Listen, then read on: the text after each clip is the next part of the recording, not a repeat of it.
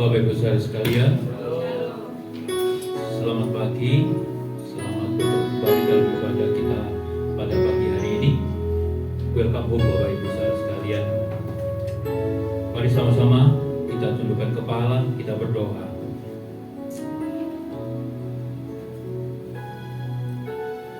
Kebaikan-Mu sungguh kami rasakan Tuhan sampai hari ini. Penyertaan-Mu sempurna dalam setiap langkah hidup kami. Tidak sekalipun kami ragukan penyertaan-Mu Tuhan. Tidak sedikit pun kami ragukan kehebatan-Mu, kebesaran-Mu Tuhan. Kau sungguh Allah yang hidup. Engkau Allah yang berkuasa sampai selama-lamanya.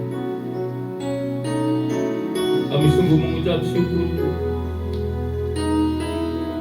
Kami sungguh mengucap syukur.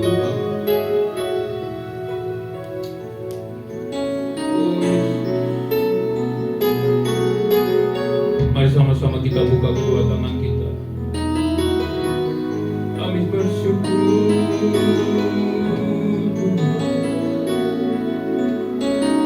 Terima kasih.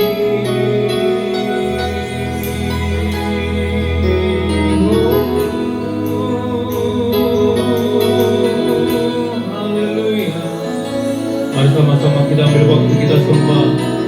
Oh Tuhan, terima kasih. Haleluya.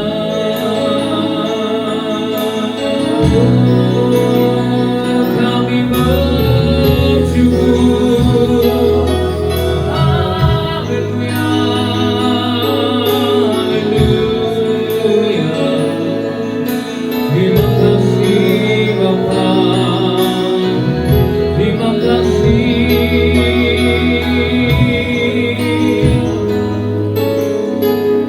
Kami mengucap syukur Bapa buat kebaikan Tuhan, bahwa kami lebih dalam hadirat, bertemu muka dengan muka dengan terpujilah Engkau Bapa, dalam nama Tuhan Yesus. Haleluya. Sama-sama katakan amin.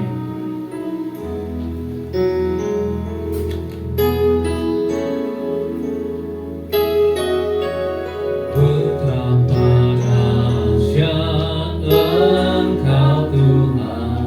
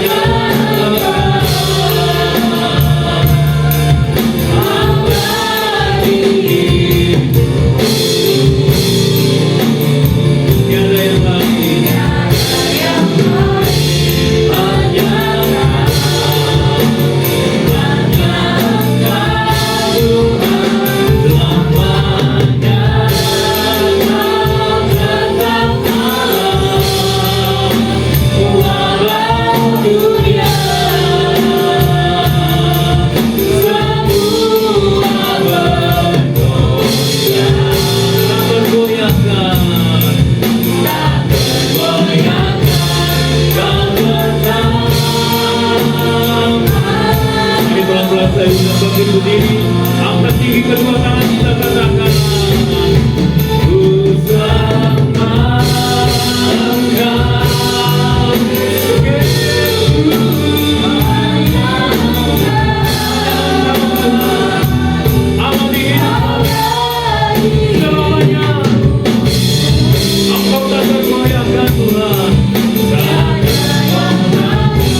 hanya Engkau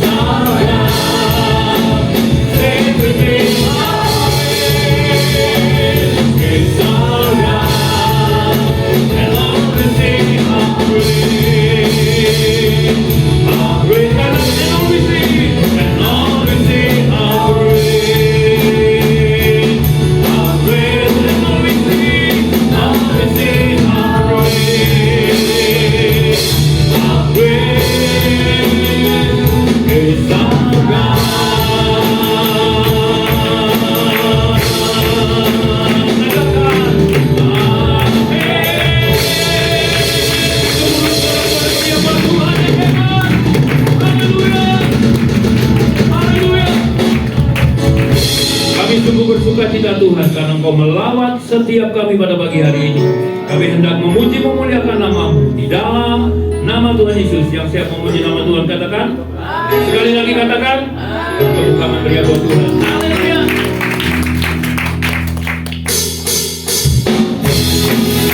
Betapa hebat, betapa kuat ajarnya Tuhan Yesus. Haleluya. Berkuasa, berkuasa, hidup di surga, bertahta, bertahta dalam kemuliaan. Haleluya. Dialah Tuhan Allah kita, namanya berkuasa, pembela umatnya. Betapa hebat, betapa Tuhan, dasarnya Allah kita. Dia berkuasa atas semua perbuatannya. Betapa hebat, betapa Tuhan, dasarnya Allah kita. Dia tenanglah, Yesus adalah Raja Allah kita, Allah kita. Yeah. Berkuasa, berkuasa di bumi di surga, bertahta.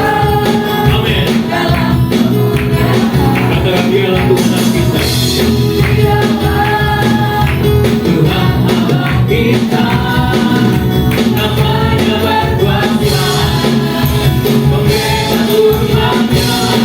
Betapa hebat, betapa Tuhan, dasarnya Allah kita. Dia berkaya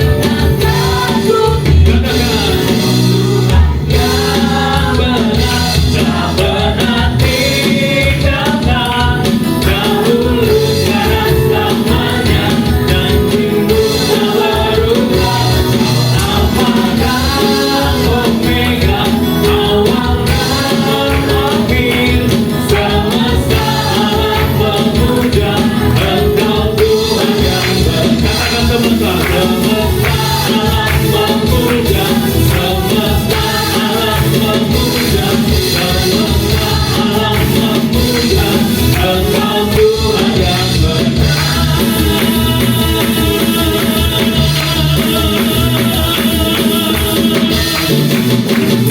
Berikan haleluya buat Tuhan yang hebat. Haleluya. Haleluya. Silakan duduk. Kita siapkan hati kita untuk firman Tuhan. Biarlah firman-Nya menjadi rema dalam setiap langkah hidup kita. Kami sungguh bersukacita Tuhan pada pagi hari ini, karena kami membuka hati kami di firman. Biarlah firman-Mu tertanam dalam hati kami, bertumbuh dan menghasilkan buah bagi nama kerajaan surga. Terima kasih Bapa. Terpujilah Engkau Yesus.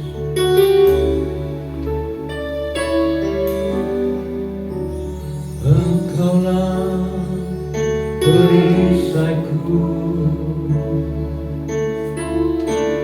saat badai hidup menerpaku. Firman-Mu di dalamku. Tenanglah jiwaku. Engkaulah perisaiku. Engkaulah perisaiku saat badai hidup menerpaku. Firman-Mu di dalamku. Tenanglah jiwaku. Katakan bukan berdiri di tengah badai dengan kekuatan yang Kau berikan sampai kapanpun. Bukan bertahan karena Yesus senang. Katakan bukan berdiri.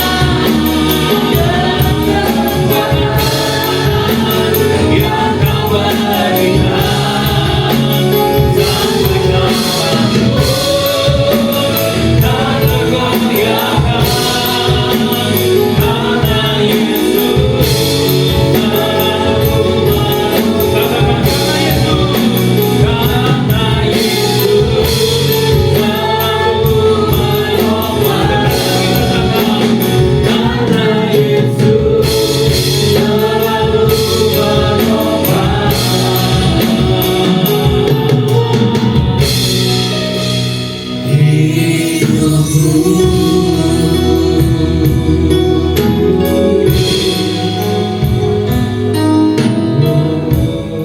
kasih Bapa di surga. Kami bersyukur Tuhan, kami ada di hadapan-Mu pagi hari ini. Terima kasih untuk pemeliharaan-Mu atas kehidupan kami ya Tuhan. Hingga pada pagi ini kami bisa berkumpul bersama di tempat ini. Kami menyanyikan lagu-lagu pujian kami di hadapan-Mu. Dan biarlah itu semua menyenangkan Engkau dan memberkati kami semua di tempat ini Tuhan. Yang kami hendak mendengar sebagian dari kebenaran firman-Mu. Kiranya Tuhan berkati kami dengan firman-Mu. Firman-Mu boleh menguatkan kami, meneguhkan iman kami, dan membawa hidup kami semakin berkenan di hadapan-Mu. Urapi kami semua Tuhan. Urapi hamba-Mu ini. Dan biarlah firman kebenaran yang hendak disampaikan benar-benar Tuhan urapi dan menjadi berkat bagi kami semua. Terima kasih Tuhan Yesus. Di dalam nama-Mu yang kudus kami berdoa. Haleluya. Amin. Kita silakan duduk. Shalom. Puji Tuhan, hari ini kita bisa berkumpul di tempat ini, Gereja Betani Indonesia, Shalom Family. Saya bersyukur dan berterima kasih kepada Pak Edi yang sudah mempercayakan ya, untuk berbagi kebenaran, dan kiranya firman ini menjadi berkat bagi kita semua. Ya. Oke, saya perkenalkan sedikit, nama saya Jeta, saya dari Jombang, Saudaraku. Saya membantu sebuah pelayanan di gereja di daerah Mojoarno, ya. Dan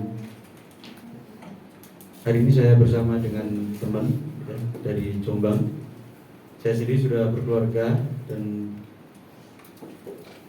anak saya masih 4 tahun yang pertama, ya. Yang kecil masih dalam kandungan, ya. Sebentar lagi mau lahir, mudah-mudahan segera keluar. Ya. Puji Tuhan, kita sama-sama ada di tempat ini tentu memiliki sebuah kerinduan, ya saudaraku.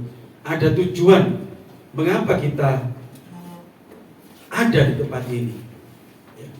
Atau mengapa kita mau mempercayai Yesus sebagai Tuhan dan Juru Selamat. Ya. Pernahkah kita merenungkan atau berpikir, ya, selama saya menjadi orang Kristen atau orang yang beragama Kristen, ya, sampai saat ini, ya mungkin sudah ada yang berusia sepuh, ya, tapi mungkin masih ada yang banyak masih muda-muda, ya, pemudi-pemuda, remaja. Ya. Pernahkah kita bertanya dalam diri kita, kenapa saya menjadi Kristen ini? Ya.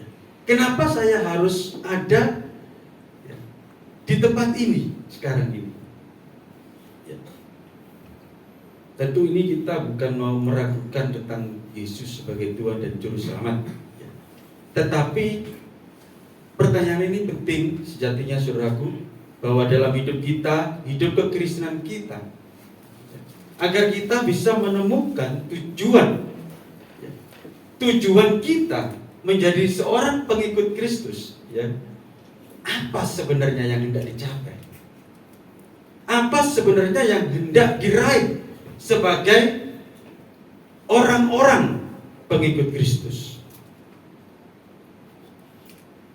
Dan seringkali hal ini tidak menjadi penting atau seringkali terabaikan oleh banyak orang-orang Kristen, orang-orang percaya, ya. Memang setiap minggu, ya, hadir ke gereja, bahkan ibadah tengah minggu, ya, pendalaman Alkitab, persekutuan doa dan sebagainya, ya. Selain hari Minggu, ya.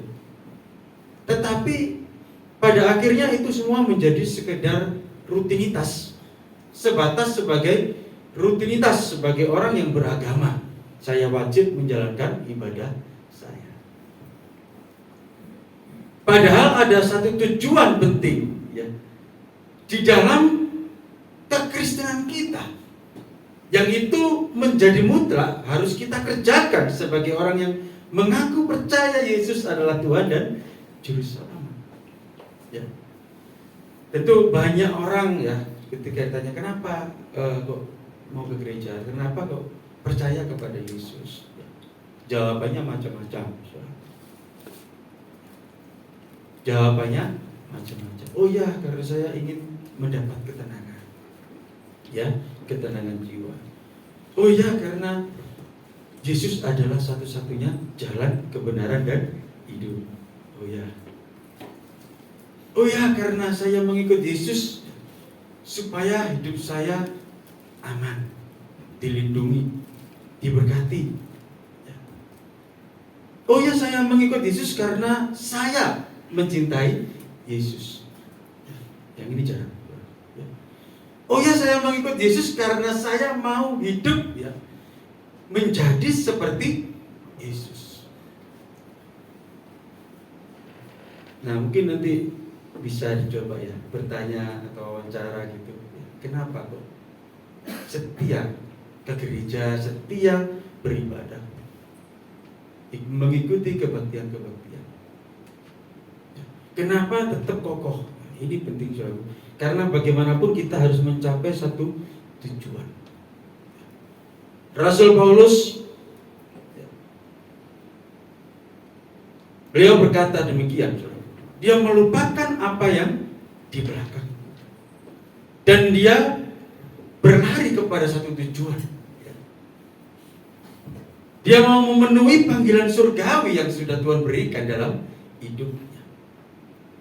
Itu sebabnya Rasul Paulus bisa menulis demikian, sebab kami tidak memperhatikan apa yang kelihatan. Nah, ini penting ya. Sebab kami tidak memperhatikan apa yang kelihatan, tetapi apa yang tidak kelihatan. Ya, mari kita buka di dalam 2 Korintus 5. 2 Korintus 5. 2 Korintus 4 maksud saya, ayat yang ke-18. 2 Korintus 4 ayat 18. Sebab kami tidak memperhatikan yang kelihatan, melainkan yang tak kelihatan. Karena yang kelihatan adalah sementara, sedangkan yang tak kelihatan adalah kekal. Ya. Rasul Paulus ini seorang rasul yang hebat, saudaraku. Ya. Perjumpaannya dengan Tuhan ya, dan pergaulannya dengan Tuhan itu mengubah kehidupannya secara total. Ya. Itu sebabnya Rasul Paulus ya di dalam Filipi itu tulis ya, dia menulis. Ya. Dia menganggap segala sesuatu yang dimilikinya dulu, entah itu kehormatan, jabatan, kepandaian, kecerdasan dan semuanya itu dianggap sebagai sampah oleh karena pengenalannya akan Kristus, pengenalannya akan Allah. Rasul Paulus mengalami sebuah perubahan hidup, mengalami sebuah transformasi. Tentu ini melewati proses panjang dalam kehidupannya, sehingga dia bisa menulis ya, seperti ayat yang tadi kita baca. Sebab kami tidak memperhatikan yang kelihatan, melainkan yang tak kelihatan. Karena yang kelihatan adalah sementara, sedangkan yang tak kelihatan adalah kekal. Di ayat 16, sebab itu kami tidak tawar hati, tetapi meskipun manusia lahiriah kami semakin merosot, namun manusia batiniah kami dibaharui dari sehari ke sehari. Tentu Paulus tidak tiba-tiba bisa menuliskan ini. Tentu ia telah mengalami banyak hal ya, pengalaman rohani yang dia dapat bersama dengan Tuhan, melewati hari-hari bersama dengan Tuhan, dalam tuntunan Tuhan, bimbingan Tuhan, gemblengan Tuhan, sehingga dia bisa menulis ini. Walaupun manusia lahiriah kami semakin merosot, tapi Paulus bilang manusia batinnya kami dibaharui dari hari ke hari. Berarti ada dua dimensi dalam kehidupan kita sebagai manusia, ya. Manusia jasmani dan manusia rohani. Firman Tuhan mengingatkan kita, saudaraku, ya, bahwa bukan hanya manusia jasmani yang kita yang terus harus diperhatikan, dirawat, ya, dan dipenuhi kebutuhannya. Tetapi kalau kita membaca ayat yang barusan kita baca, ternyata Paulus memberikan teladan, memberikan nasihat bahwa ada satu sisi lain, manusia rohani yang juga harus dirawat, dijagai, ya. Manusia rohani yang terus dipenuhi, harus dipenuhi kebutuhannya. Paulus mengingatkan bukan hanya manusia jasmani yang bertumbuh, ya, fisiknya semakin besar, tetapi manusia rohani juga harus bertumbuh, semakin kuat, semakin kokoh, semakin teguh dalam iman. Tapi dalam kenyataannya, saudaraku, ya, untuk fokus membangun manusia rohani itu tidak mudah, ya, tidak mudah, saudara. Untuk bisa fokus membangun manusia rohani itu tidak gampang, perlu proses, ya. Perlu kebulatan hati, ya. Maka Tuhan Yesus berkata, kau tidak bisa mengabdi kepada dua tuan, ya. Tidak bisa mengabdi kepada dua tuan, harus memilih salah satu. Ketika kita memilih secara nalar itu gampang. Aku memilih Yesus, Dia satu-satunya Tuhan dan Juru Selamat. Tetapi untuk memilih, mengikuti apa yang Tuhan ajarkan, itu perlu proses.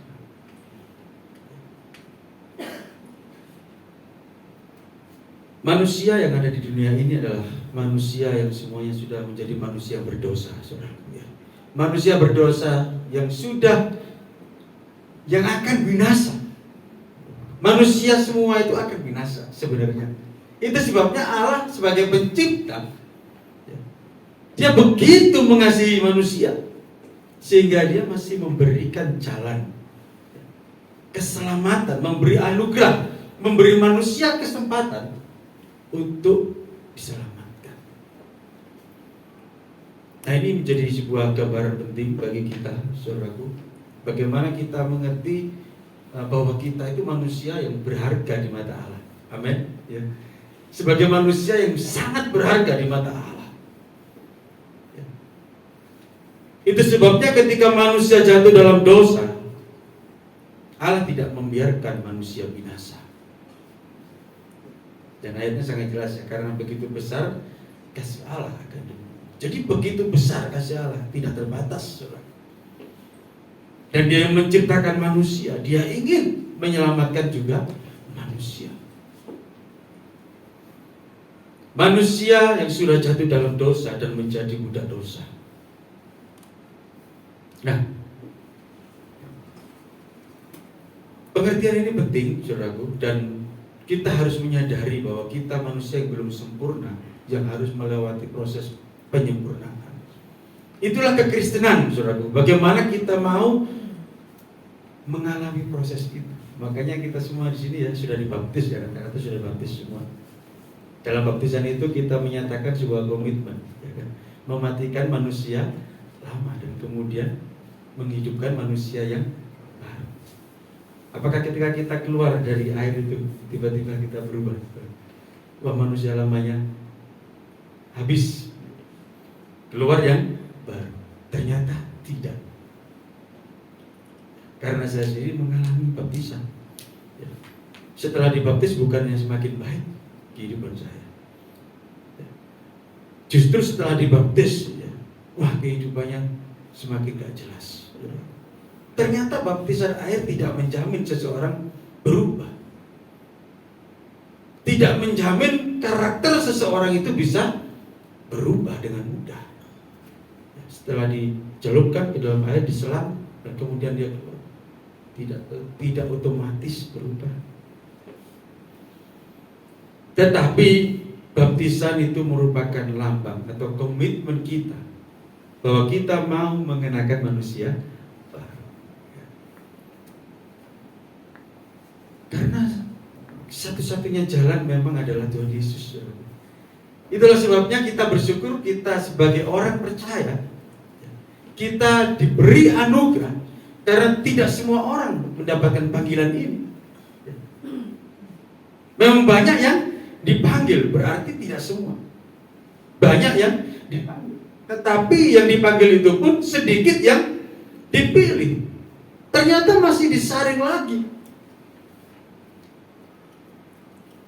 Itu sebabnya dalam Lukas 18 Tuhan Yesus berkata, ketika anak manusia datang kembali, apakah ia masih mendapati iman di bumi?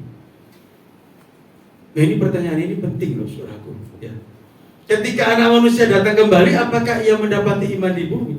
Padahal kalau hitung-hitungan ya, kekristenan sekarang di dunia ini mungkin sekarang masih yang terbesar, Kristen Katolik masih yang terbesar.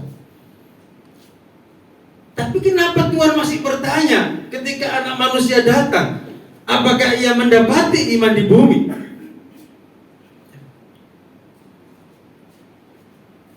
Ini mengingatkan kita semua, berarti ada standar iman yang Tuhan tetapkan.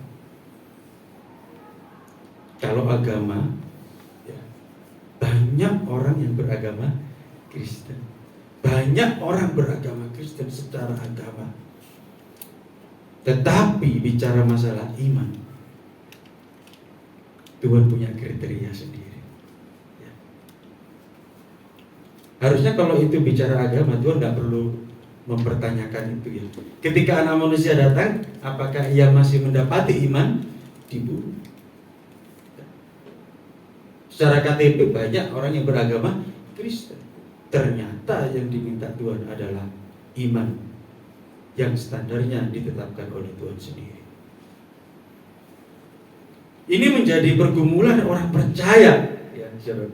Ini jadi pergumulan kita bersama, di mana kita harus memperjuangkan kehidupan kita bisa menjadi orang yang berkenan di hadapan Tuhan. Tadi ya, kita sama-sama menaikkan puji-pujian ya. Dan puji-pujian ini boleh menguatkan kita ya. Menguatkan iman kita ya. Meneguhkan kita. Semuanya berbicara bagaimana Tuhan akan memelihara kita. Dan pasti Tuhan memelihara hidup kita. Amin. Tuhan akan menopang hidup kita. Tetapi pemeliharaan Tuhan itu, saudara, juga harus disertai dengan perubahan hidup kita masing-masing. Amin. Ya. Semua kita ada di dalam Tuhan dan Tuhan pasti memelihara kita. Tuhan tidak akan meninggalkan kita. Itulah sebabnya Roh Kudus diberikan kepada kita semua. Tuhan tahu apa yang menjadi beratnya kehidupan kita. Tetapi Tuhan juga mengingatkan bahwa ada hal yang penting yang harus kita perjuangkan di samping semua masalah kehidupan kita yang harus kita pikirkan ya. Bagaimana kita menjadi orang-orang yang berkenan di hadapan Tuhan. Bagaimana kita peduli terhadap manusia rohani kita. Seperti yang Rasul Paulus tulis tadi. Ternyata perjumpaannya dengan Tuhan membawa dampak yang luar biasa dalam kehidupan Paulus. Berdampak besar bagi kehidupan seorang rasul.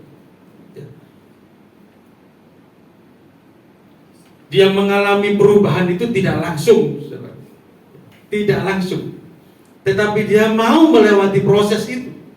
Dia mau melewati setiap hari kehidupannya bersama dengan Tuhan. Dan ketika ia bersama dengan Tuhan, hidupnya bukan semakin nyaman. Kalau kita perhatikan ya dalam ayat-ayat yang nanti di surat-suratnya itu saudara bisa baca. untuk pekerjaan Tuhan. Bahkan dia habis-habisan. Hidupnya tidak senyaman yang dia pikirkan, seperti orang-orang pada umumnya. Rasul Paulus hidupnya tidak senyaman ya, seperti orang-orang di sekitarnya pada waktu itu. Tetapi itu pilihan. Dia tahu apa yang lebih penting. Rasul Paulus tahu apa yang harus menjadi fokus hidupnya. Maka dia berkata, sebab itu kami tidak memperhatikan yang kelihatan, melainkan yang tak kelihatan. Dia tahu mana yang lebih penting. Manusia jasmani penting untuk dijaga, dirawat, dipenuhi kebutuhannya. Tetapi ada manusia rohani, roh yang ada dalam diri kita, jiwa kita, manusia rohani yang harus dipelihara di dalam Kristus. Tubuh ini akan kita tinggalkan, ya kan, saudara? Sehebat apapun kita mau mempertahankan tubuh ini, tetap ketika Tuhan mau mengambil tubuh ini, pasti kita akan tinggalkan. Tubuh ini akan tinggal, tapi masalahnya adalah bagaimana dengan roh kita, jiwa kita. Karena yang kita harapkan adalah, Tuhan, aku mau mengenakan manusia atau tubuh yang baru yang Tuhan janjikan dalam hidupku. Tapi untuk mendapatkan tubuh yang baru ini, saudara, kita harus berjuang menjadi manusia yang baru, manusia yang berkarakter Kristus, ya, berkarakter Kristus. Jadi iblis ini, saudaraku, Lucifer ini ya, itu mati-matian. Orang-orang yang serius mengiring Tuhan ya, hidupnya gak akan semakin nyaman. Karena apa? Karena iblis ini ingin menjatuhkan orang-orang yang sungguh-sungguh ya, mengasihi Tuhan. Supaya ya, kalau kita mempelajari bagaimana cara kerja iblis ini ya, Lucifer, dia ini kan sudah divonis ya, saudaraku ya, seperti Pak Sambo kemarin ya, sudah divonis tapi belum dieksekusi ya kan. Vonisnya hukuman mati tapi belum dieksekusi. Gak tahu nanti eksekusinya kapan. Iblis ini juga udah divonis, tapi sampai sekarang dia masih belum dieksekusi.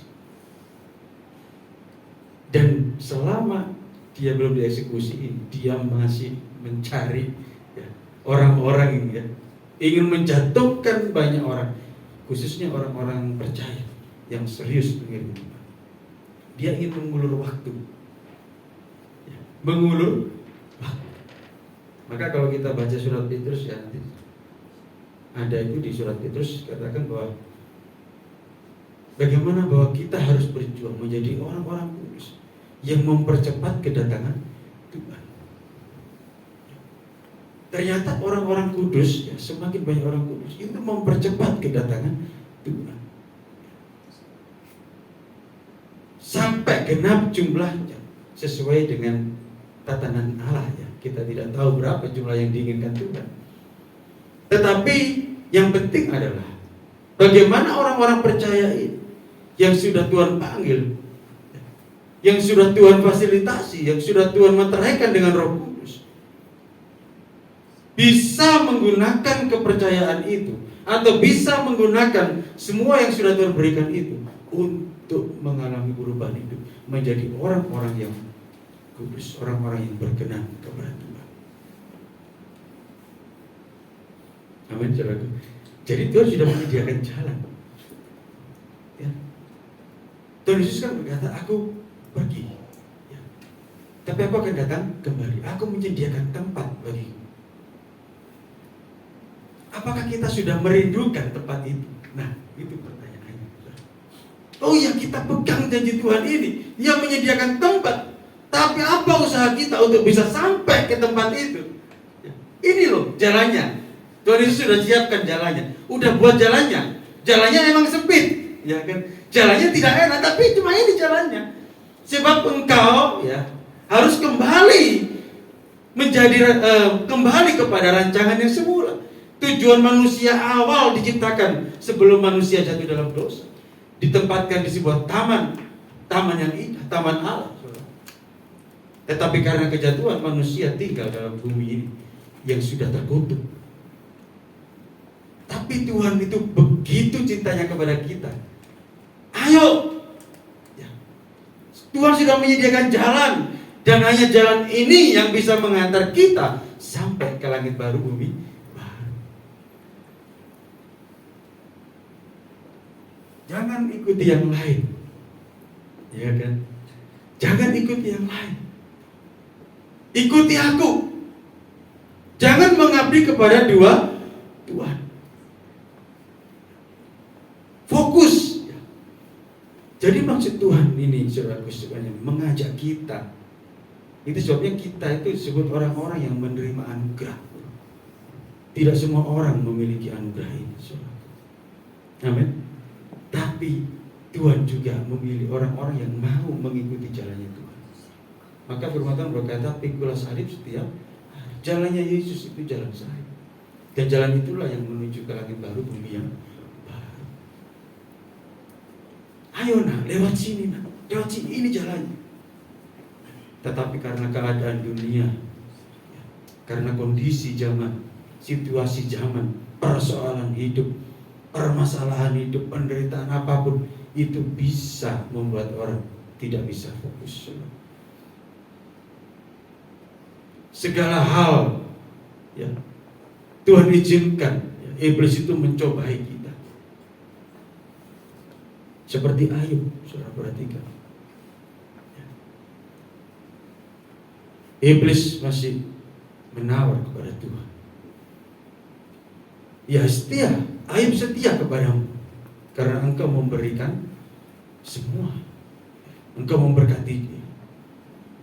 Tapi Allah mengizinkan iblis untuk mencoba. Oke, silakan dibuktikan. Nah, yang susah siapa, saudara? Yang susah Ayub, ya, ketika Allah mengizinkan iblis ini mencoba. Ayub harus melewati masa-masa penderitaan yang luar biasa, hanya untuk membuktikan cintanya kepada Tuhan, membuktikan percayanya kepada Allah yang ia sembah. Dia bukan hanya menderita secara fisik, materi kehilangan, tetapi juga mentalnya. Bahkan istrinya sendiri pun mengutuki Ayub, bahkan mengutuki Allah. Bukannya menguatkan Ayub, tetap semangat ya Pak, ya. Jangan menyerah Pak, ya. Harus semangat, gak apa-apa kok, ya. Apapun yang terjadi, aku tetap istrimu, aku tetap mencintai kamu. Ayo kita lewati bareng penderitaannya. Bukan. Yang istri Ayub katakan apa, saudaraku? Kutukilah Allahmu, kemudian matilah lu. Ya. Tega sekali gitu kan. Udah melihat Ayub menderita, dia lupa. Dia hanya mau menerima apa yang baik, tetapi tidak mau menerima apa yang buruk. Tapi Ayub masih bisa berkata begitu loh, saudara, kepada istrinya. Ayub perempuan gila. Ya. Dia masih mengingatkan, kita jangan hanya mau menerima apa yang baik, tapi juga apa yang Tuhan izinkan.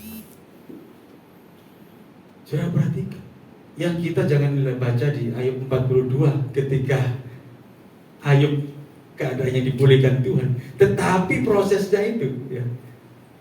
Nah kita ini juga, ya, masih berkesempatan untuk mengalami apa yang dialami oleh Ayub. Allah memperhatikan kita dari surga, memelihara kita, ya, menyertai kita. Tetapi ada kalanya juga Allah mengizinkan iblis untuk mencobai kita. Karena memang tujuan iblis ini menjatuhkan banyak orang, dan banyak orang yang terhukum bersama-sama dengan dia. Tapi Tuhan Yesus, ya, dia tetap setia. Maka Tuhan, ya, mengirimkan Roh Kudus bagi kita untuk memberi kita kekuatan menuntun kita ke dalam segala kebenaran. Dia adalah roh penghibur. Ya. Karena Allah tahu apa yang kita butuhkan. Menghadapi diri sendiri, menghadapi pekerjaan kuasa gelap, kita perlu Roh Kudus. Kita tidak akan mampu dengan kekuatan kita sendiri. Karena untuk sampai ke tempat yang Tuhan sediakan itu tidak mudah. Tidak mudah itu bukan berarti tidak bisa. Tetapi kita harus mau atau siap melewati prosesnya bersama dengan Roh Kudus, bersama Tuhan Yesus dalam karya Roh Kudus. Amin, saudara. Jadi perubahan ini yang Tuhan mau dalam hidup kita. Manusia jasmania semakin merosot. Itu realita yang tidak bisa ditolak. Tetapi yang lebih penting adalah manusia rohani kita harus semakin kuat, semakin bertumbuh sehat. Manusia rohani kita semakin atau terus dibaharui dari hari ke hari.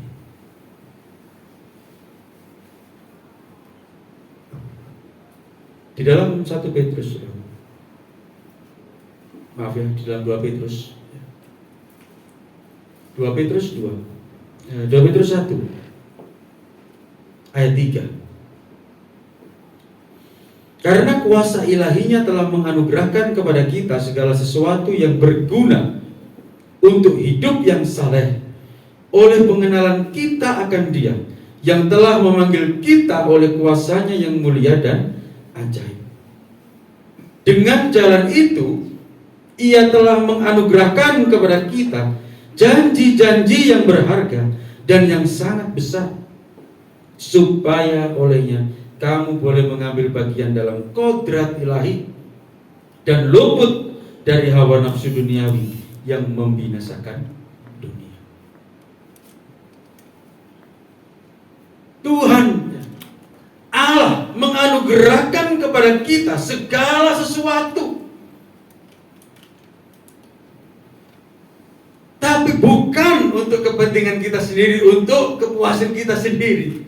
Ternyata Tuhan melengkapi kita, menganugerahkan segala sesuatu, dan segala sesuatu ini berguna ya, untuk membangun kehidupan yang saleh.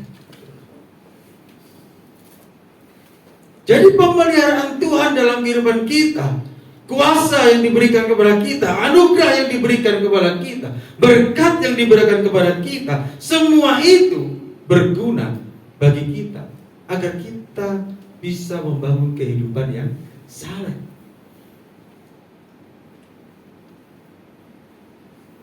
Nah, kalau kita baca tadi ya 2 Petrus 1 ayat 3 itu berulang-ulang kita baca, kita renungkan.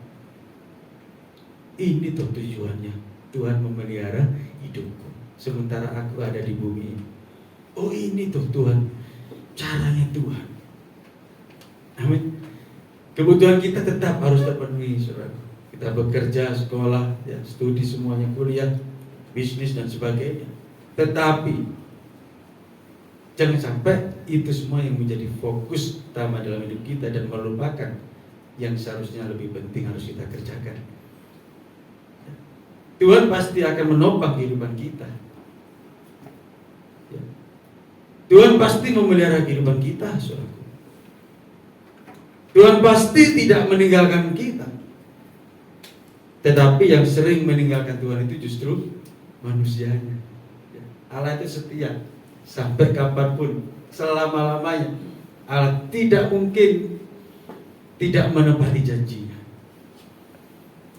Tetapi manusialah yang seringkali tidak setia. Dan itu sebabnya Allah itu memberikan peringatan-peringatan kepada manusia, mengizinkan teguran-teguran, karena Allah itu sangat mengasihi kita. Amin.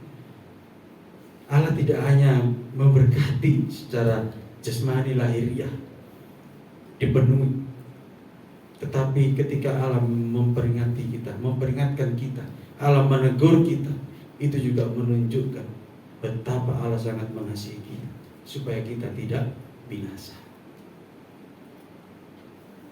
Jadi firman Tuhan ini mengingatkan kita bahwa ada satu tujuan penting dalam kekristenan kita. Bukan hanya sekedar beragama, tetapi kita harus mengalami perubahan. Perubahan demi perubahan. Firman Tuhan berkata, aku datang bukan untuk orang yang sehat, tapi orang yang sakit. Bukan mencari orang yang sehat, tapi mencari orang yang sakit. Orang yang merasa diri dan mengakui bahwa dirinya belum sempurna, tapi mau disempurnakan. Kalau orang sudah merasa sehat, orang sudah merasa benar, hidupnya sulit untuk dirubah. Karena sudah merasa benar. Apapun yang orang lain katakan itu salah. Ya. Tuhan bicara apa? Salah. Karena sudah merasa benar. Tapi Tuhan mencari orang-orang yang mau merendahkan diri di hadapan Tuhan. Aku datang bukan cari orang yang sehat, tetapi mencari orang yang sakit, yang mau mengakui diri di hadapan Tuhan.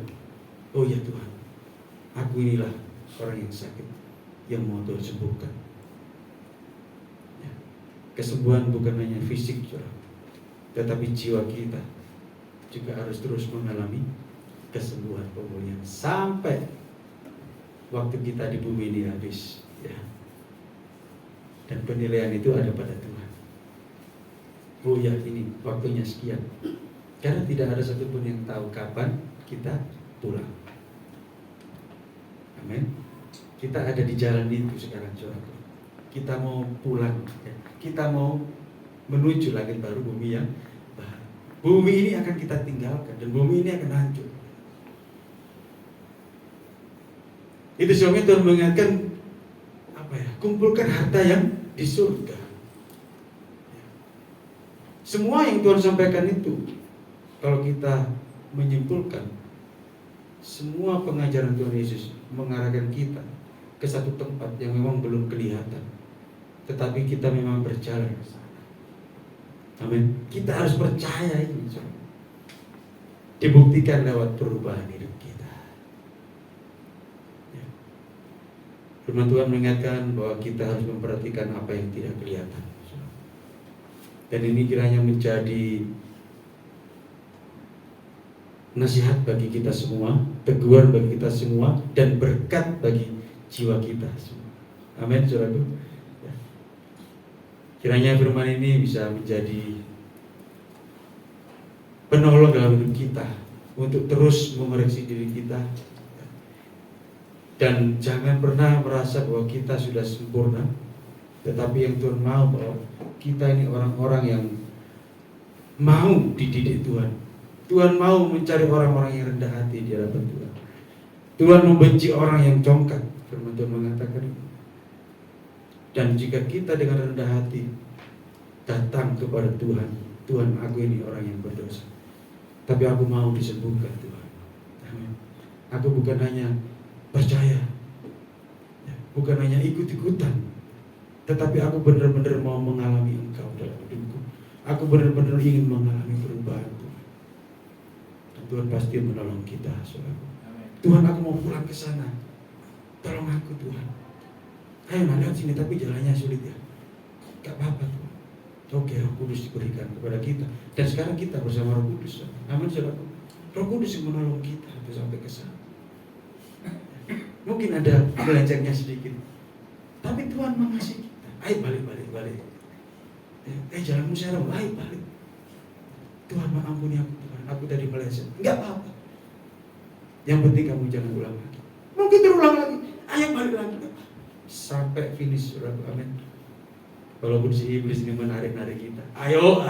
Nah ini yang berat. Ayo. Jangan ke sana. Ayo balik. Dan ini pergumulan kita mau ditarik kemana? Kita yang memilih. Amin. Firman Tuhan. Kita bisa nyanyikan satu pujian.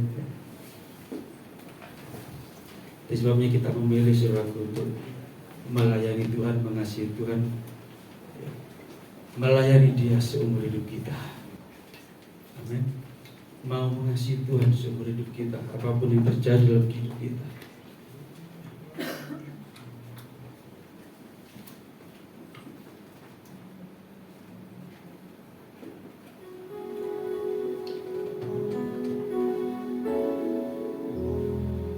Melayani, mengasihimu, mengiringmu seumur hidupku.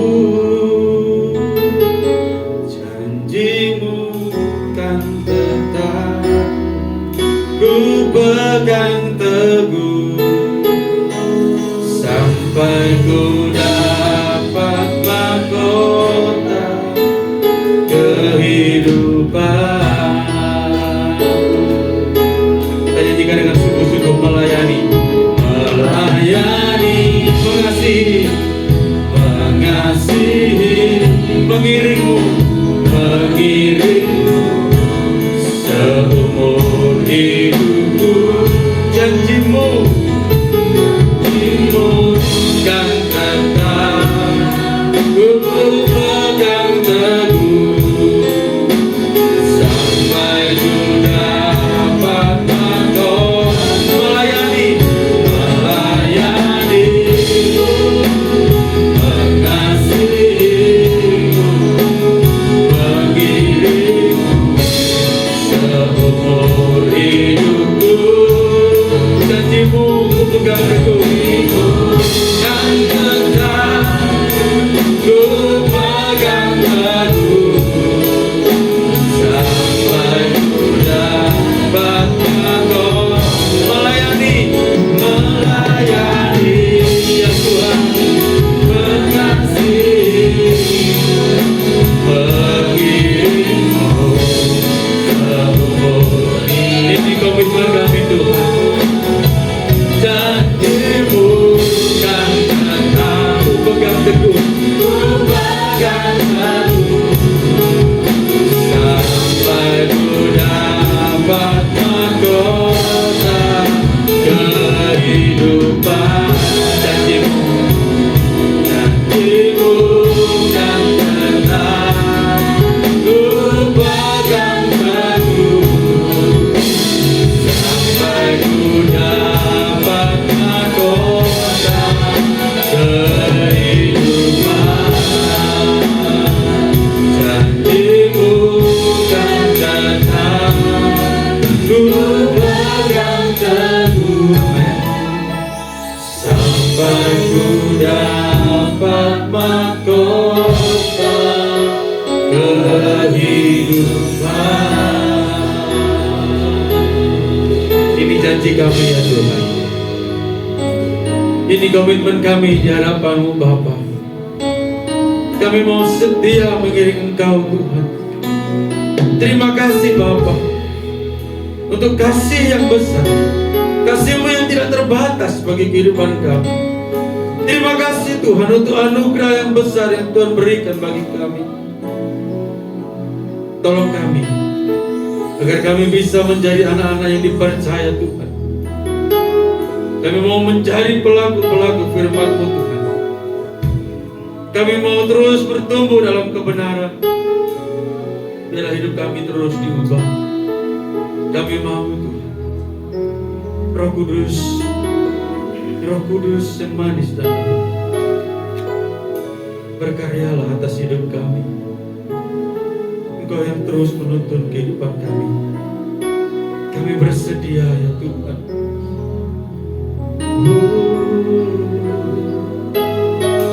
Ini hidup kami. Haleluya.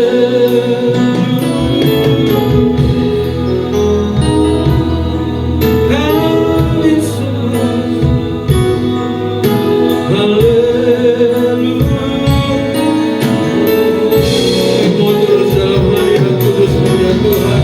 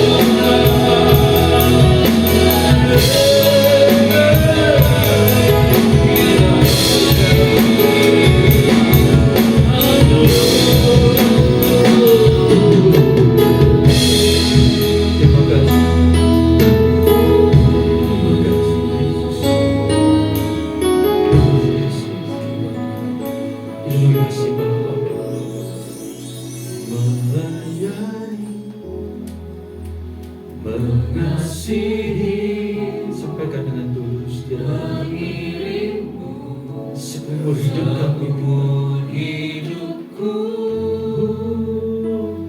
Janjimu kan tetap ku pegang teguh sampai ku dapat mahkota melayani,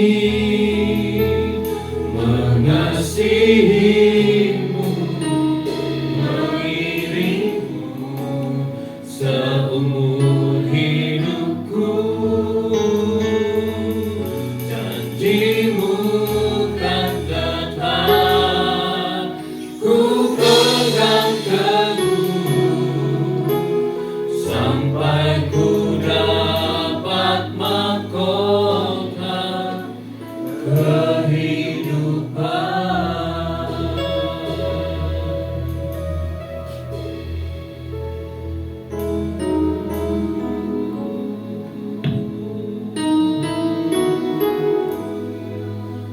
Haleluya. Haleluya. Kami mengucap syukur Bapa, Kau sudah memperlengkapi kami dengan firman-Mu. Kau sudah mengutus hamba-Mu Bapak Pendeta Yefta Hadi di tengah-tengah kami, menyampaikan isi hati-Mu bagi kami jemaat-Mu yang ada di tempat ini. Sehingga melalui firman-Mu yang sudah Kau taburkan melalui hamba-Mu ini, kami boleh menjalani kehidupan kami sebagai jemaat-Mu khususnya di tempat ini. Tidak hanya sekedar rutinitas, tapi kami sungguh-sungguh mengerti kami memiliki tujuan, sebuah tujuan ilahi oleh karena Engkau yang sudah menetapkannya bagi kami, anak-anak-Mu yang sudah Kau pilih, yang sudah Kau tetapkan, yang sudah Kau berikan anugerah di dalam Yesus Kristus Tuhan, untuk kami boleh hari demi hari kami melangkah dengan semakin pasti mengenapi tujuan yang daripada Engkau oleh pertolongan kuat kuasa Roh Kudus-Mu, sampai kami semuanya yang ada di tempat ini, tidak terkecuali kami semua sampai ke rumah Bapa di surga. Kami semua diubahkan sehingga kami boleh layak masuk ke kota Yerusalem surgawi itu. Kami bersekutu bersama-sama dengan Engkau ya Yesus Kristus Tuhan kami, dengan Bapa di surga dan dengan Roh Kudus kekal selama-lamanya. Terima kasih Bapa, firman-Mu sudah ditaburkan oleh hamba-Mu, dan kiranya kuat kuasa Roh Kudus-Mu sendiri yang menolong kami, sehingga firman itu boleh bertumbuh dan bahkan berbuah lebat di dalam seluruh kehidupan kami sementara kami ada di tengah-tengah dunia ini. Sehingga setiap orang yang bertemu dengan kami, setiap orang yang merasakan kehadiran kami di tengah-tengah keluarga kami, bahkan di tengah-tengah jemaat ini, mereka semuanya melihat Yesus Kristus itu ada dalam kehidupan kami. Roh Kudus-Mu mengalir keluar dari kehidupan kami. Setiap perkataan, perbuatan kami sungguh-sungguh boleh menjadi berkat untuk setiap orang yang Kau pertemukan dengan kami.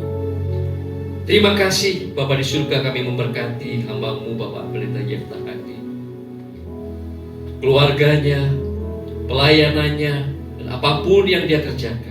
Kami percaya Engkau ya Bapa yang telah memberkati hamba-Mu ini untuk boleh menjadi semakin lebih banyak lagi, menjadi saluran berkat-Mu, memberkati banyak jiwa-jiwa bagi hormat kemuliaan.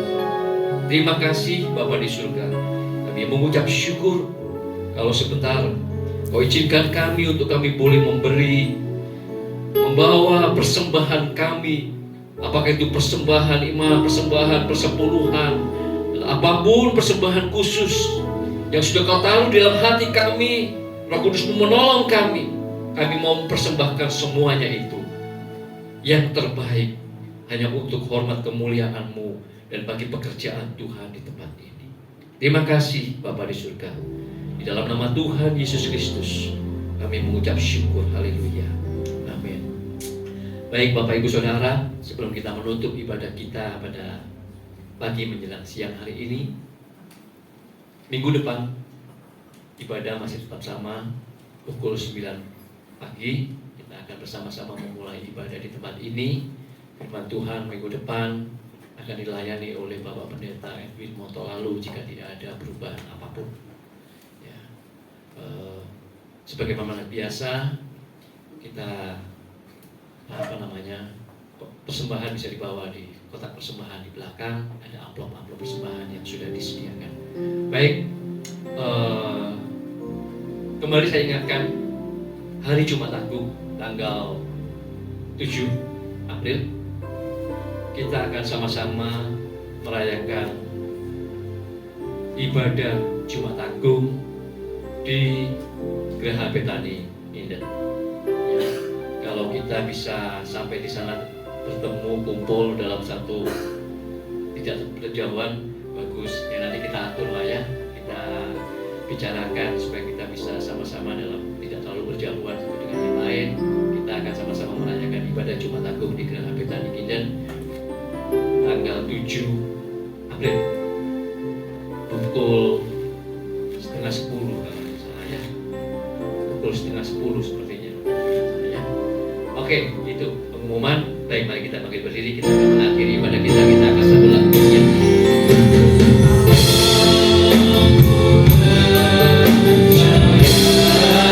Amin. Yes Lord, kami percaya berkat-Mu sungguh juga Kau limpahkan kepada kami. Haleluya. Kemurahan selalu mengikutiku. Sekali lagi kita katakan dengan iman, kita percaya Dia adalah Allah yang sudah memberkati kita dengan kebajikan dan kebaikan-Nya limpah dalam kehidupan kita. Haleluya.